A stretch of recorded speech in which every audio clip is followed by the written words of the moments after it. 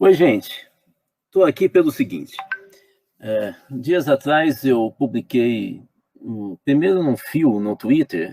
Eu normalmente faço isso. Eu pego e penso o que pode ser um fio, né, uma sequência de notinhas no Twitter sobre algum assunto.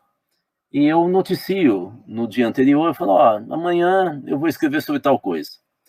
E eu fiz o fio e, de repente, eu percebi uma repercussão maior do que eu esperava.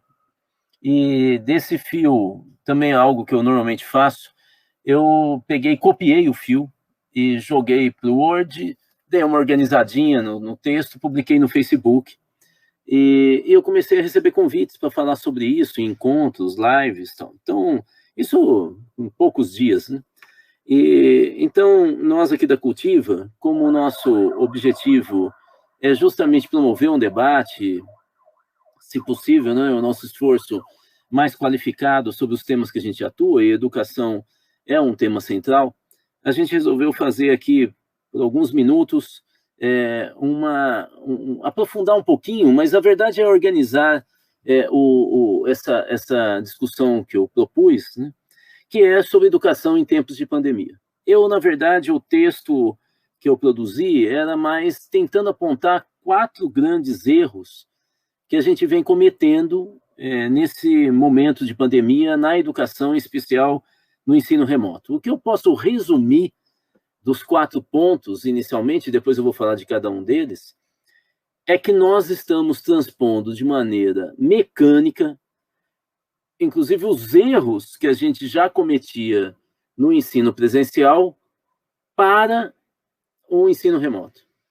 E ao fazer isso, nós destruímos o que tem de positivo no ensino remoto ou nas novas tecnologias de comunicação, que é justamente a capacidade dele promover a interação, essa relação, a possibilidade de uma construção de uma visão coletiva a partir do indivíduo. Não é assim que funciona? Quando a gente interage num grupo de WhatsApp, ou no Instagram, ou mesmo quando a gente assiste no YouTube um vídeo e depois a gente posta comentários. Então, o que tem de mais interessante nas redes sociais, a partir dessas novas tecnologias, dessas plataformas, é a capacidade da gente ter uma autoria coletiva, mesmo quando a gente parte de algum tipo de provocação. Não é isso que está acontecendo no ensino remoto. E o que está acontecendo de mais forte é que o ensino remoto está revelando erros que a gente cometia no ensino presencial, nas aulas presenciais, e que eles ficavam encobertos debaixo do tapete. Esse é o caso da proximidade com os alunos com maior dificuldade de aprendizagem e com suas famílias. É muito impressionante, nós que atuamos em várias redes municipais, ouvir dos pais que eles não estão concordando ou gostando das aulas realizadas remotamente, mas eles elogiam a proximidade nesses tempos de pandemia que a escola e professores, mas normalmente eles falam mais da escola, estão tendo a partir de contatos telefônicos mais frequentes e até criação de grupos de WhatsApp. Ora, quando a gente não estava na pandemia, não havia esse tipo de proximidade? Não. Nós temos muitas pesquisas que revelam que os professores, eles tendem, em função da carga horária, a trabalhar, e a própria escola força isso, a trabalhar com os melhores alunos, os mais falantes. Então, os apáticos ficam meio que perdidos na sala de aula, e como o professor tem várias turmas, e às vezes ele tem mais do que 2 turnos de trabalho em educação, ele não tem como promover essa proximidade com cada um dos alunos. Com o ensino remoto, ele está conversando com os pais e, às vezes, com os alunos em grupos de discussão por dificuldade e assim por diante. Que coisa, né? Mas então vamos começar lá. O primeiro ponto que eu queria estar destacando é o módulo aula. Veja só, essa história de módulo aula, que é o tempo base de uma aula, que no Brasil eles girem ao redor de 50 minutos, ele foi definido no século XIX, para vocês verem como que a gente resiste a repensar o processo educacional porque nós somos cada vez mais sendo movidos por um certo administrativismo, ou seja, a prevalência da gestão sobre a pedagogia no projeto educacional brasileiro. Isso foi mais reforçado a partir da Segunda Guerra Mundial. Mas vamos voltar, então, como é que foi pensado o módulo aula. Vocês se lembram que o Taylor elaborou as novas formas de gestão racional lá na última década do século XIX. Pois bem, o que o Taylor, vou fazer aqui um resuminho, dizia? Ele dizia basicamente o seguinte, que, em primeiro lugar, quem executa uma tarefa não pode pensar. Porque se ele pensar, no final do dia, se todos os operários ficarem pensando na hora que eles forem produzir algo, no final do dia, eu não tenho como garantir que naquela fábrica de carro, todos os carros vão ser iguais. Ou na fábrica de geladeira, todas as geladeiras vão sair iguais. Para quem tem a minha idade, sabe que um tempo atrás, a gente falava, a cerveja tal, bem conhecida, ela vem da onde? E quando a gente falava, ela vem de tal região do estado, a gente sabia se ela era mais pesada ou mais leve, a cerveja. Por quê? Diziam que era por causa da água, que era captada naquela região.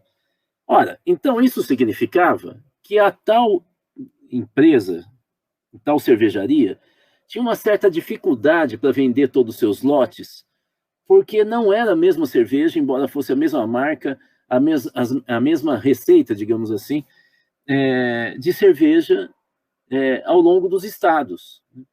Isso dificulta, portanto, você fazer uma garantia para o consumidor que onde ele estiver, se ele comprar aquela cerveja, ele vai ter sempre o mesmo sabor.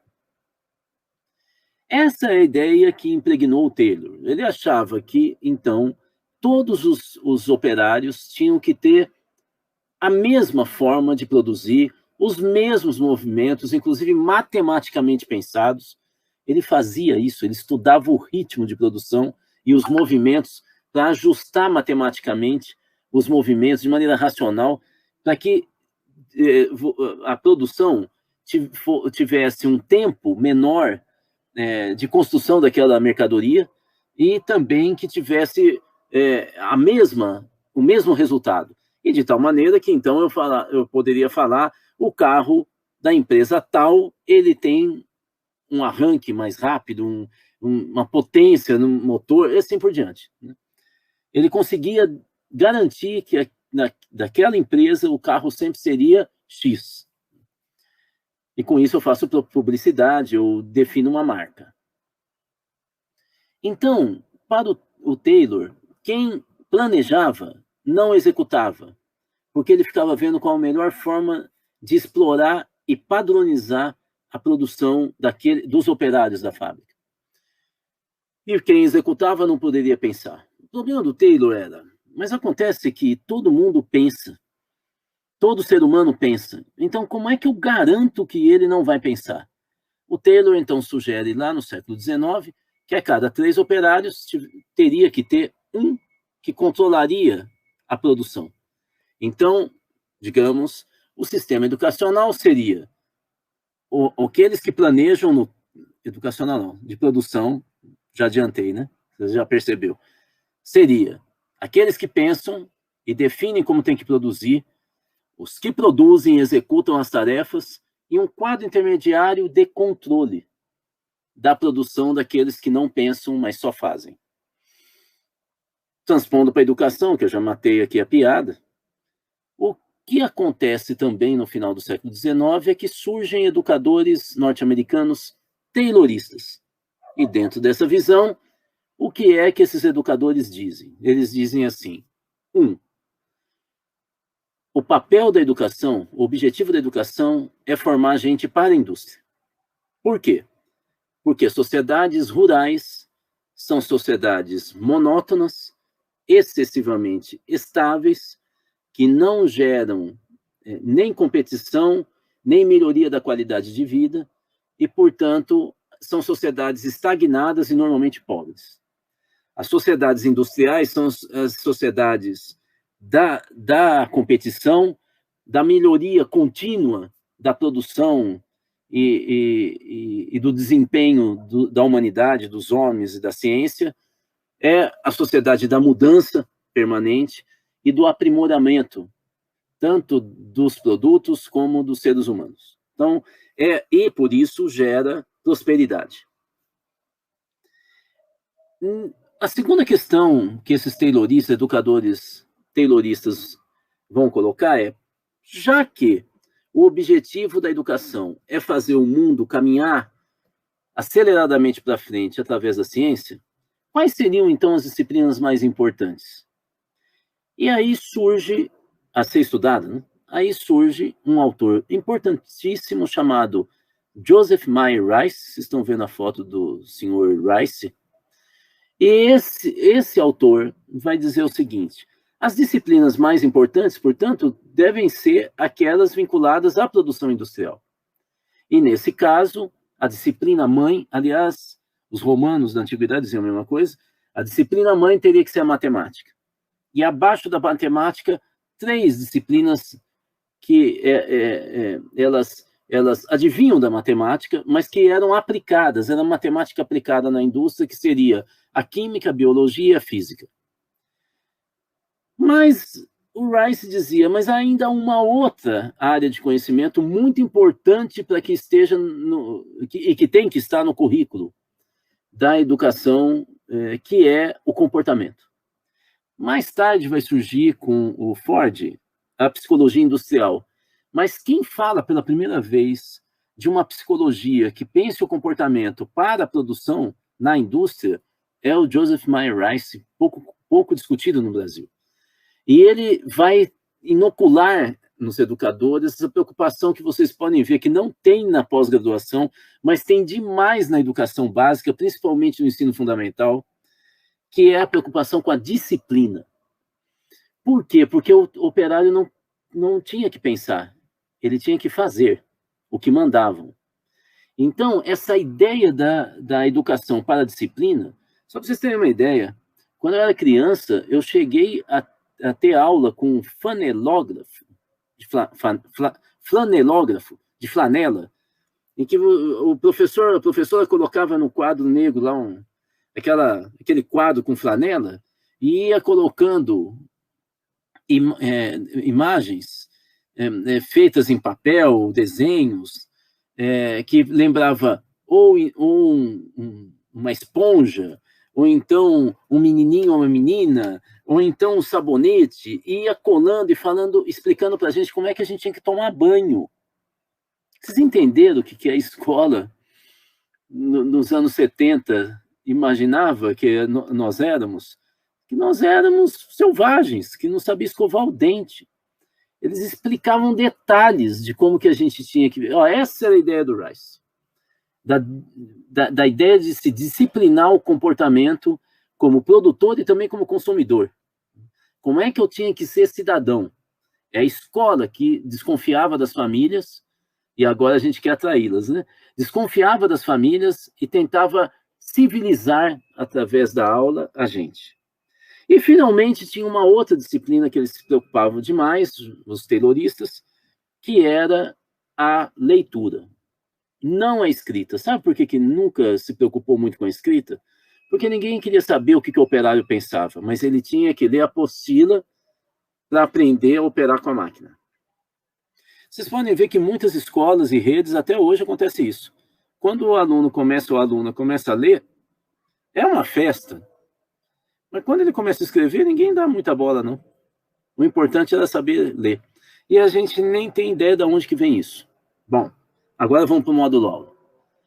Rice definiu, então, quais são as disciplinas mais importantes, pegou o tempo de aula, 4 horas diárias de aula que já se praticava naquele período, e aí ele dividiu, mais ou menos, ele organizou. Se matemática é mais importante, ele tem que ter mais aulas. Depois vem a física, ele foi montando e chegou a uma distribuição das disciplinas, a partir de 4 horas por dia de aula, com 5 dias de aula por semana.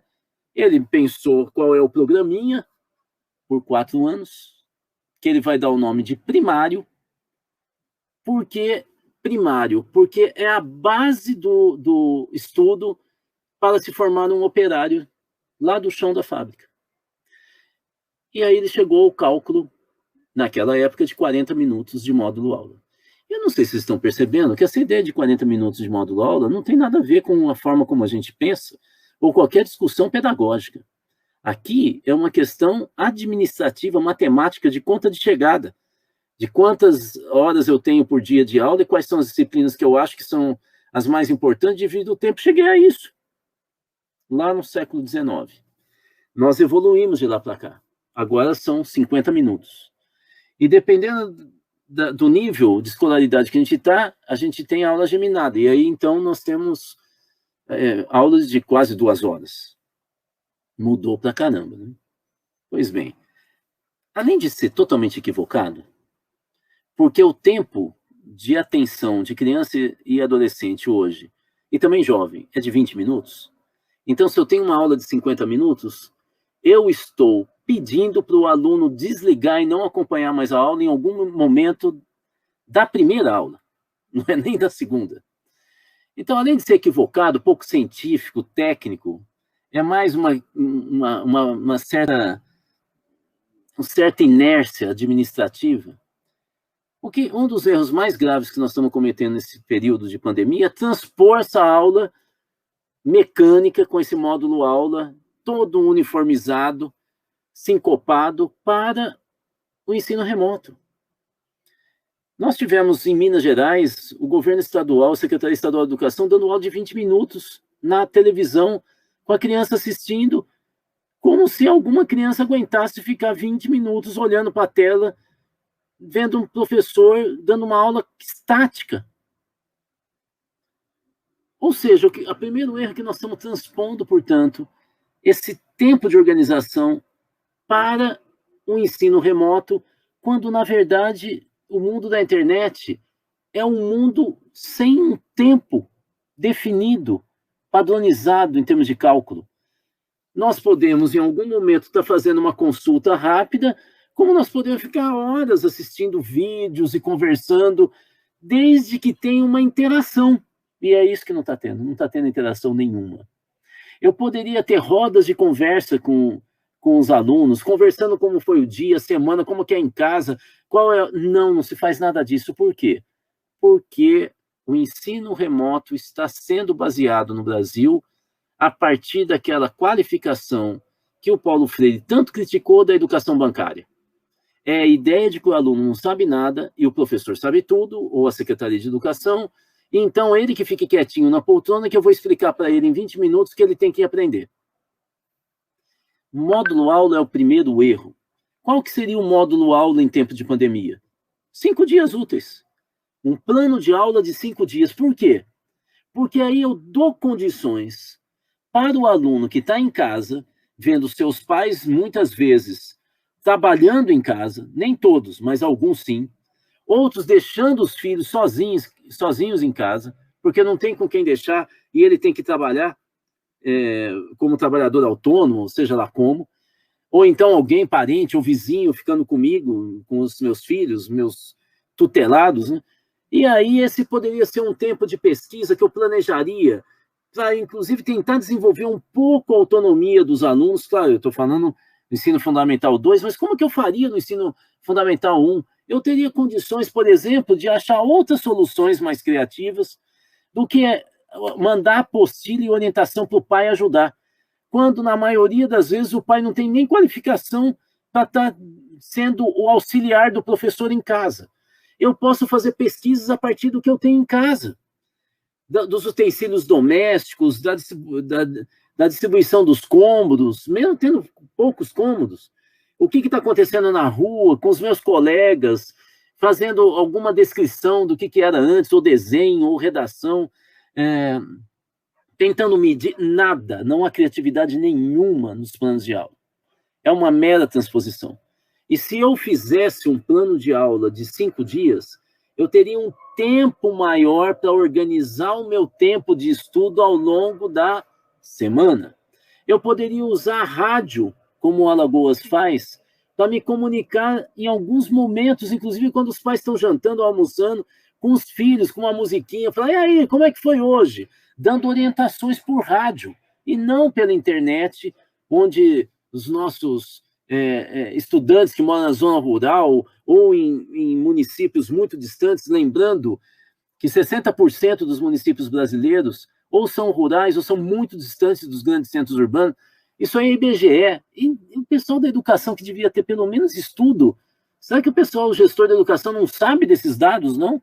Não conhece o Brasil? Eles estão dando aula para quê? Como é que eles estão se preparando? Nós poderíamos, inclusive, adotar mecanismos próximos da pedagogia da alternância, em que os alunos ficam um tempo com os pais fazendo pesquisa e aplicando o que eles estudaram, e outro tempo estudando quais são os problemas dos pais lá em casa e o que eles poderiam estar aprofundando de estudo para auxiliar em casa. Então, é um programa de pedagogia de projetos, a tal da pedagogia da alternância no meio rural, nas escolas família agrícola, que eles acabam se completando família, trabalho e estudo. Em tempos de pandemia, em que o espaço de trabalho se confunde com de moradia, os pais estão dentro de casa, se estão em home office, como é que você pega e pensa a aula em 20 minutos ou 50 minutos corridos? Tem algum sentido isso? Pois bem, você poderia, inclusive, fazer um acordo com os Correios e na segunda-feira o Correio traz da casa do professor, claro que eu tenho que redefinir as turmas, né, para cada professor, ele recebe cadernos ou portfólios, o que vocês quiserem, com o plano de aula da semana. E na sexta-feira, o Correio passa na casa dos alunos, ou na quinta e sexta, e recolhe esses trabalhos e leva na casa do professor. O professor não vai precisar trabalhar exatamente de segunda a sexta, mas ele vai ter que trabalhar no final de semana. É uma questão de compensação, de reorganização do tempo escolar a partir de pedagogia de projeto. Vamos passar para a segunda questão, que eu já comentei aqui, a interatividade. Se tem algo que as novas tecnologias de comunicação e informação têm na sua própria constituição, é a interação. Ou seja, todos nós podemos conversar entre nós, falar da nossa vida e assim por diante. Nós temos uma pesquisa nacional, a maior feita com jovens no Brasil de 15 a 29 anos, que foi publicada em junho do ano passado, envolvendo 33 mil jovens. E quase metade diz que mudou toda a rotina em casa. E 30% afirmam que nem sabe se vão voltar à escola quando voltar à aula presencial, porque primeiro eles estão tendo que trabalhar, porque os pais perderam emprego ou renda, e segundo lugar, porque na hora que eles mais precisavam da escola para apoio emocional, no momento de crise, vendo os avós morrendo, os pais perdendo renda, e todo mundo com muito medo de pegar Covid, a escola só ficou jogando para eles atividades para ir para o Enem e para o IDEB. Ou seja, uma educação desumanizada, uma educação absolutamente descontextualizada e que não conseguiu trabalhar com as novas tecnologias naquilo que ela tem de característica essencial dessas tecnologias. Ela não é uma loucura. Então, nós partimos para o terceiro tema. Como é que a gente faz para tentar pensar, no momento de crise, uma concepção curricular? A primeira coisa é entender o que está acontecendo naquele momento e qual o impacto na vida dos estudantes e das suas famílias, principalmente quando eles estão, no momento, fechados em casa, daquela crise sobre a vida deles. Porque não é possível que eu acredite que uma pessoa que viu, por exemplo, vou colocar situações bem limite, um aluno que viu o seu irmão sendo assassinado, ele vai no outro dia assistir a aula do mesmo jeito. Ou ele vendo os pais passando fome, ele vai pegar e fazer conta de matemática. Não é possível. Então, nós tínhamos que, de alguma maneira, fazer algum tipo de aproximação, talvez ligando mais frequentemente para as famílias, conversando com os pais, criando grupos de WhatsApp, se for possível e onde for possível. Mas é possível ligar. A nossa equipe do Instituto Cultiva está fazendo isso e fez o ano passado o tempo inteiro. e dá muito certo, para pensar como que é o tempo de convívio familiar, como que é a reorganização, a renda, como é que as famílias estão sofrendo, se os alunos estão acompanhando as aulas, se não estão, e a partir daí pensar uma articulação de um apoio emocional aos nossos alunos e família, articulado com um plano de aula relacionado com essa situação real e contextualizada de vida. Não tem como eu ser um bom estudante se a minha família está desarticulada. Não tem como eu ver sentido na educação e no estudo se eu não tenho mais certeza do futuro. A escola é esse equipamento público, mesmo que seja escola particular, de socialização e coesão das pessoas na crença no coletivo e no futuro. A escola é parte constitutiva da construção da nação. Lembrando que nação não é pátria, nação é identidade coletiva, é cultura.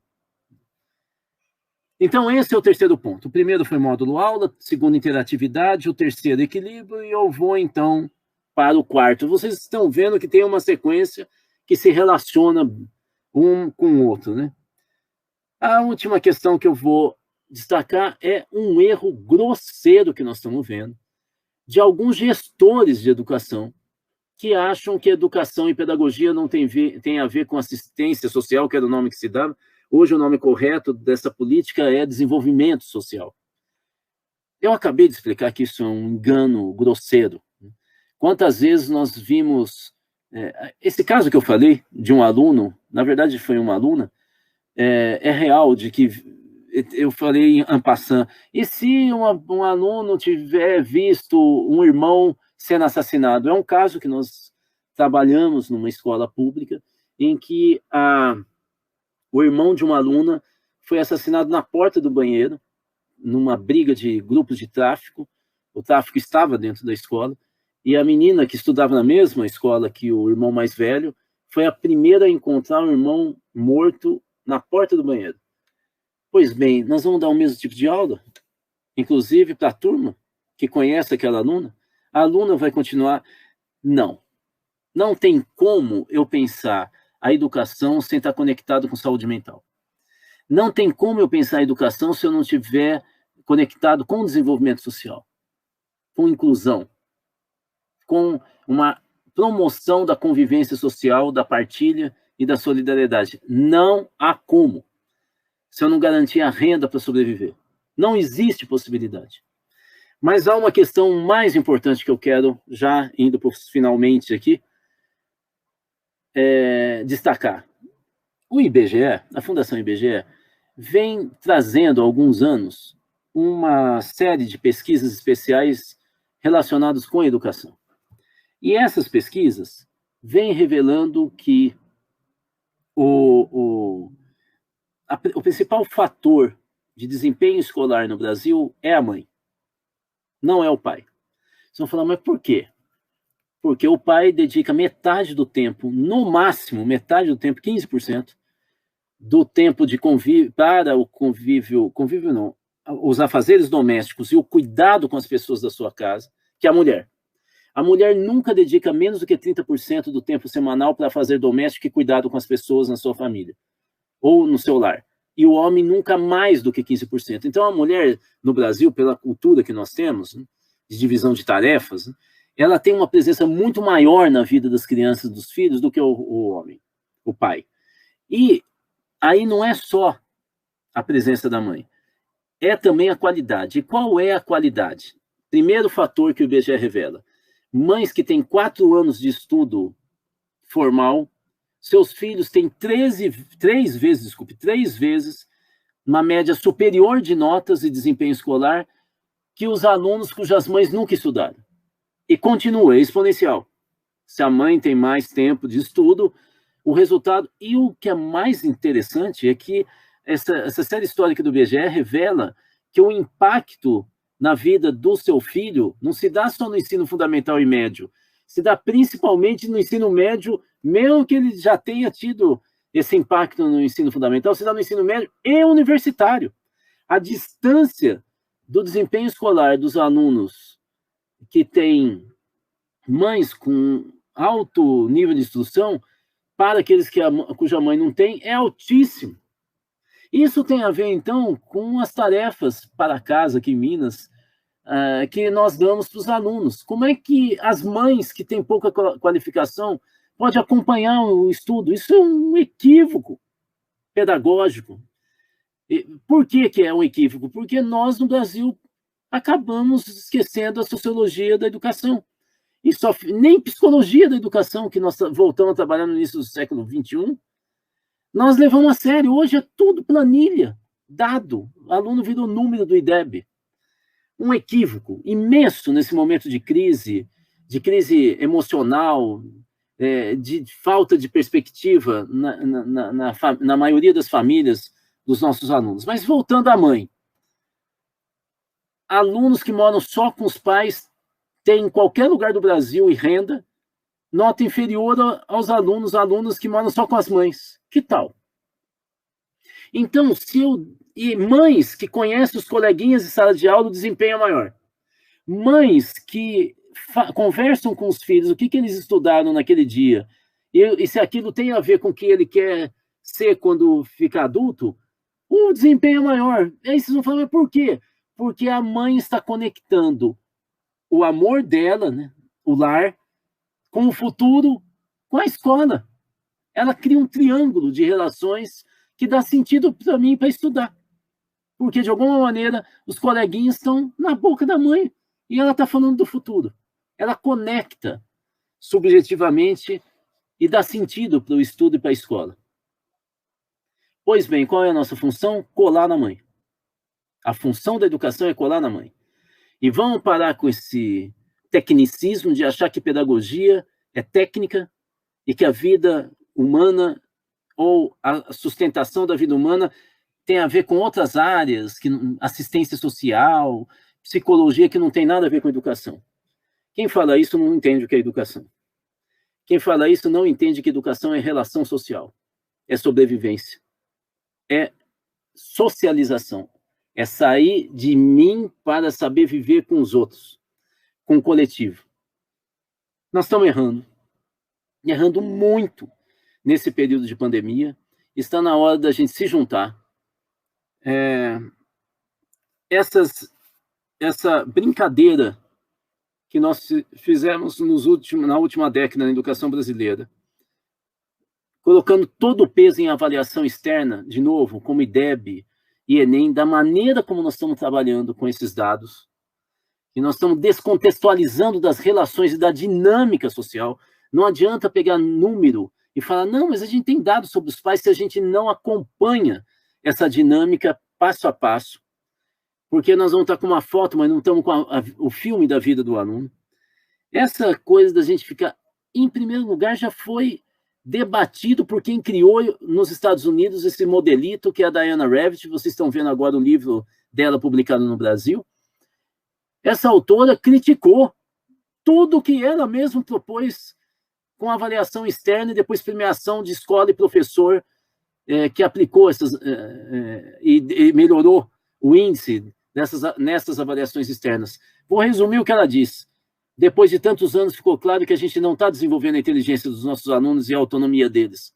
Nós estamos desenvolvendo técnicas para saber fazer teste. O aluno vai bem nesses testes, a escola vai bem, o município vai bem, mas a inteligência, a aprendizagem, o desenvolvimento e a autonomia não vão nada bem. Então, é bom que a gente entenda que até quem desenvolveu essas técnicas e esses instrumentos não os rejeita hoje. E o Brasil pega o bagaço do que vem de fora, principalmente do mundo anglo-saxão, que é totalmente diferente da concepção e da cultura latina, que é a nossa, né? Bom, termino por aqui. Eu espero que isso abra um debate grande entre nós do Pacto Educativo Global. Você está vendo aí a capa na nossa publicação, que foi lançada nacionalmente no início de fevereiro. Muito do que eu estou dizendo aqui está nessa publicação. Quem quiser, entre aqui em contato pela nossa página no Facebook ou no YouTube mesmo, do Instituto Cultiva, nós enviaremos para vocês o link. Aliás, acho que a nossa equipe, o Osiris, deve estar colocando o link aqui para você já baixar, se você quiser. E finalmente, eu indico, sei que é um pouco cabotino, mas o meu livro, um dos meus últimos livros, que é dedicado a artigos sobre educação, que parte do que eu falei aqui está detalhado nessa coletânea de textos que eu já tinha escrito para revistas técnicas do Brasil e do exterior, né? Bom, gente, é isso. Espero que tenham gostado. Estou aqui à disposição. Vamos continuar discutindo educação. Nenhum país cresce e consegue ser feliz sem uma política educacional, sem uma estratégia educacional forte e articulada com as outras políticas de desenvolvimento social. É isso, gente. Um abraço, um beijo. Até a próxima.